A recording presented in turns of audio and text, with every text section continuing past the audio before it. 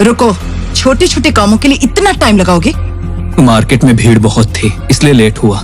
हाँ, लोग तुम्हें ही देखते होंगे ना, तुम किसी हीरो से कम नहीं हो ना। अब इतनी देर जो लगाई है तो दिखाओ क्या लाए हो।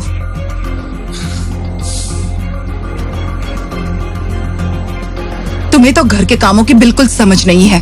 क्या कहा था और क्या उठा कर लेकर आए हो। लौकी और तरोई भी लाया हूँ। लौकी और तरोई जैसी सब्जियां तुम ही खाओ। अनिका ने अपने पिता के कहने पर नक्श से शादी की, जो बात चित्रा को बिल्कुल पसंद नहीं थी।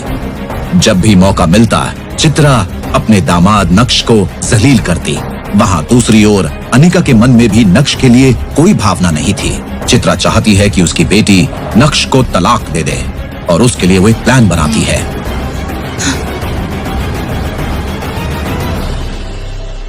अनिका, मैंने कहा था ना, उसे किसी काम की समझ नहीं है। वो जो करता है उससे हमें गुस्सा आता है। तुम जबरदस्ती उसके साथ क्यों रह रही हो? मेरी मानो तो उसे तलाक दे दो। शादी को 2 साल हो गए हैं और वो अभी तक घर पर ही बैठा है। माँ, मैंने आपसे कितनी बार कहा मुझे कोई प्रॉब्लम नहीं है। भले ही वो कोई काम करे या ना करे, मेरे पास जितना भी है ना मैं मैनेज कर लूंगी। आप खामोखा परेशान मत होइए। ठीक है, नहीं बोलूंगी। तुम्हारी वजह से ही उसकी आदतें खराब होती जा रही हैं। अब तक तो ये घर और कंपनी अच्छी तरह से चल रही हैं। जो चाहे कर लो, पर वो तुम्हारा घर नहीं संभाल पाएगा। अगर कोई मुसीबत आ गई तो तुम्हें छोड़कर भाग जाएगा। मम्मा, वो बहुत अच्छे से संभाल लेगा। सब कुछ परफेक्ट नहीं होता है। आप भी ना। और ये कहकर अनिका वहाँ से नाराज होकर चली जाती है। पोछा लग जाए तो कॉफी बना देना। नक्श सिर हिलाकर कहता है हाँ। इतनी बेइज्जती के बाद भी नक्श चुपचाप अपना काम करता रहता है। नक्श, हाँ? मम्मी को कॉफी देने के बाद जरा ऊपर आना।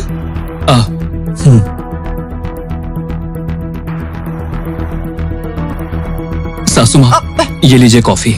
ये क्या तरीका है? कॉफी मुझ पर गिर जाती तो? सॉरी, अनिका बुला रही है, वहाँ जाना है। कॉफी ठीक से तो बनाई है ना? अगर कॉफी अच्छी नहीं हुई ना तो अपनी बेटी से कहकर घर से निकलवा दूंगी। नक्श, तुम आ रहे हो या नहीं? अब यहाँ क्या खड़े हो? वो बुला रही है, जल्दी जाओ। दरवाजा बंद करो, ये भी बोलना पड़ेगा। ओह, क्या तुम ऐसे ही साफ सफाई करते रहोगे और मेरी मम्मी को जिंदगी भर कॉफी पिलाते रहोगे क्या? नहीं अनिका, मैं कोशिश कर रहा हूँ। ये सब मुझे नहीं सुनना। अगर इस महीने तुम्हें जॉब नहीं मिली तो यहाँ से चले जाना।